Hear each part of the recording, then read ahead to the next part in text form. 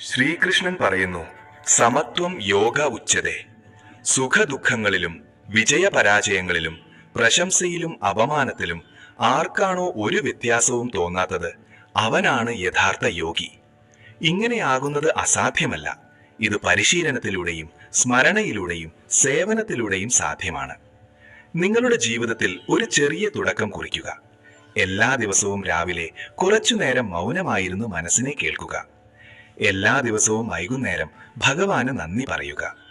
ഓരോ ദിവസവും കുറഞ്ഞത് ഒരു നല്ല കർമ്മമെങ്കിലും ചെയ്യുമെന്ന് പ്രതിജ്ഞയെടുക്കുക. അപ്പോൾ ജീവിതം എങ്ങനെ മാറുന്നുവെന്ന് കാണാം. ഈ സമഭാവനയുടെ അവസ്ഥ ഒരു ദിവസം കൊണ്ട് വരുന്നതല്ല. ഇതിന് നിരന്തരമായ പരിശീലനം ആവശ്യമാണ്. എല്ലാ ദിവസവും നിങ്ങളുടെ മനസ്സിനെ ഒരു സാക്ഷിയെ പോലെ കാണാൻ പരിശീലിക്കുക.